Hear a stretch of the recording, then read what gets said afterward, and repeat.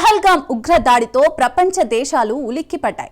టెర్రరిస్టుల దాడిని అన్ని దేశాల నాయకులను ముక్త కంఠంతో ఖండించారు. మృతులకు సంతాపం తెలిపారు. బాధిత కుటుంబాలకు సానుభూతిని ప్రకటించారు. కానీ అలా చేయని వారు కూడా ఉన్నారు. ఎవరో తెలుసా? పశ్చిమ దేశాల మీడియా సంస్థలు. అవును, ఈ సంస్థలు ఉగ్రదాడిని తక్కువ చేసి చూపించే ప్రయత్నం చేశాయి. అత్యంత క్రూరంగా అమాయకులపై గుల్ల వర్షం కురిపించి ఉగ్రవాదుల ప్రాణాలు తీశారు. ఈ ఘటన పశ్చిమ మీడియా సంస్థలకు ఎలా కనిపించిందో తెలుసా? అనుమానిత గన్మెన్లు కాల్పులకు దిగారు. గన్మెన్లు అంటే ఆయుధాలు ధరించిన ఎవరైనా కావచ్చు. ఎక్కడ ఉగ్రవాదం అనే పదమే వాడకుండా పహల్గామ్ ఘటనను నివేదించాయి. 9/11 అక్టోబర్ 7 ఘటనలను కూడా అలాగే పేర్కొన్నాయా? పహల్గామ్ ఘటనపై ఎందుకు పక్షపాతం? Watch the story.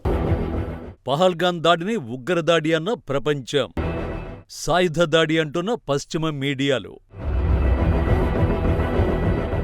భారత్పై వెస్టర్న్ మీడియాకు పక్షపాతం ఏమిటి? కశ్మీర్లోని పహల్గామ్ తరహాలో ఉగ్రదాడులు జరిగినప్పుడు ప్రపంచమంతా కలిసొస్తుంది. భౌగోళిక రాజకీయాలను, భావజాలాన్ని పక్కన పెట్టేస్తారు. అందరూ బాధితులకు సంఘీభావంగా నిలుస్తారు. పహల్గామ్ ఉగ్రదాడిపై ప్రపంచ నాయకులు అలాగే స్పందించారు. అమెరికా అధ్యక్షుడు డొనాల్డ్ ట్రంప్ ప్రధాని మోడీతో మాట్లాడారు. పహల్గామ్ దాడిని ఖండించారు.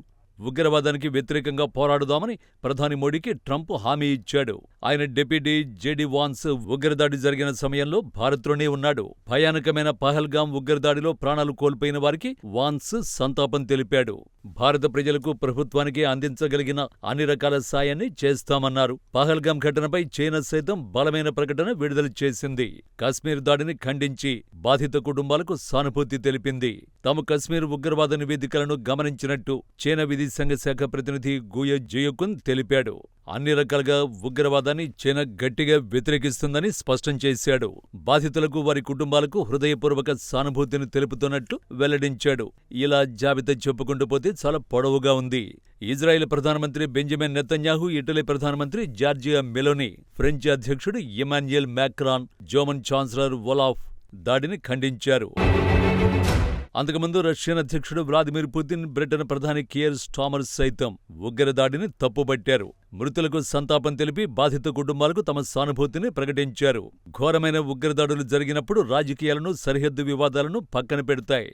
ఏకదాడిపైకి వచ్చి భారతదేశానికి అండగా నిలుస్తాయి. కానీ పెహల్గామ్ ఘటనపై స్పందించని వారు కూడా ఉన్నారు. వారెవరో కాదు, పాశ్చాత్య మీడియా సంస్థలు. పెహల్గామ్ ఘటన పశ్చిమ దేశాల మీడియా సంస్థలకు ఓ అవకాశం. ఏమిటా అవకాశం అంటే భారత్పై విమర్శలు గుప్పించడానికి, లేదంటే కశ్మీర్పై భారత సార్వభౌమత్వాన్ని ప్రశ్నించడమే ఆ అవకాశం కావచ్చు. దీనికి కొన్ని ఉదాహరణలున్నాయి. పెహల్గామ్లో ఉగ్రవాదుల దాడిపై బీబీసీ ఓ కథనాన్ని ప్రచురించింది. పెహల్గామ్ దాడిని వివరించడానికి టెర్రర్ అనే పదాన్ని 3 సార్లు మాత్రమే ఉపయోగించింది. అది కూడా ప్రపంచ నాయకులు టెర్రరిజం అన్న మాటల్లో భాగంగానే ఆ పదాలను వాడింది. అంటే బీబీసీకి కశ్మీర్లో జరిగిన దాడి ఉగ్రదాడిగా కనిపించలేదన్నమాట. ఇక మరో పశ్చిమ మీడియా సంస్థ గార్డియన్ చూడండి. ఈ మీడియా అవుట్లెట్ కూడా కేవలం ప్రపంచ నాయకుల మాటల్ని మాత్రమే వెల్లడించింది. కానీ తన ఫస్ట్ ఆర్టికల్లో మాత్రం మరీ దారుణంగా ఉంది. అనుమానిత వ్యక్తులు 26 మంది పర్యాటకుల్ని చంపారని తెలిపింది. ఇక్కడ అనుమానించదగిన విషయం ఏంటంటే గార్డియన్ జర్నలిస్టుకు విలువలు. Next, New York times terror attack అనే 2 పదాలను కోట్ చేసింది. టెర్రర్ అటాక్ అంటే భయానక దాడి, అంటే టెర్రర్ అటాక్ వేరు, టెర్రరిస్ట్ అటాక్ వేరు. 26 మంది పౌరులు భయానక ఉత్సుకతగా వెల్లడించింది. ఇక బ్రిటన్కు చెందిన మరో మీడియా సంస్థ స్కై న్యూస్ కూడా అలాగే చేసింది. టెర్రర్ అనే పదాన్ని మాత్రమే కోట్ చేసింది. ఫ్రాన్స్ 24 ఈ దాడిని కొందరు సాయుధులు దాడి చేశారని వెల్లడించింది. సాయుధులు అంటే ఆయుధాలు ధరించిన వారు, అంటే వారు ఉగ్రవాదులు కాదన్నమాట. చివరికి టోకిష్ మీడియా సంస్థ టీఆర్టీ కూడా పెహల్గామ్ దాడి కథనాన్ని వక్రీకరించింది. కశ్మీర్లోని కాల్పుల ఘటనలో అనేక మంది పర్యాటకులు మృతి చెందినట్టు నివేదించింది.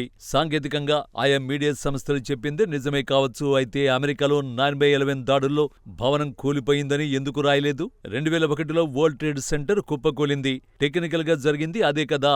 అలా అని పశ్చిమ దేశీయ మీడియా సంస్థలు ఎందుకు నివేదించలేదు?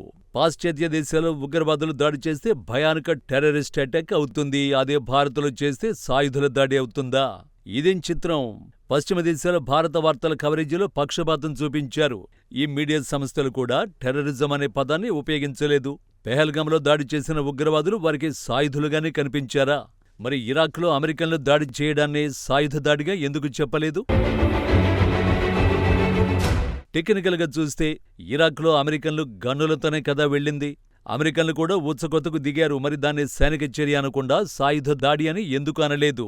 ఇరాక్ మొత్తంపై అమెరికా బాంబుల వర్షం కురిపించింది. మరి దాన్ని ఎందుకు మిలిటరీ ఆపరేషన్ అని పశ్చిమ మీడియా పేర్కొంది? ఇక్కడ మన పాయింట్ సింపుల్. పహల్గాం కథనాల్లో వాడిన పదాలు, వివరణలు చాలా ముఖ్యమైనవి. ఈ కథనాలను లక్షల మంది చదువుతారు. ఆయా దేశాల ప్రజల అభిప్రాయాన్ని సదరు మీడియా సంస్థలు మార్చేస్తాయి. అసలు పశ్చిమ దేశాల మీడియా సంస్థలు భారత్పై ఎందుకు పక్షపాతం చూపుతాయి? ఎందుకు పెహల్గాంలో దాడి చేసిన వారిని ఉగ్రవాదులని పిలవడం లేదు?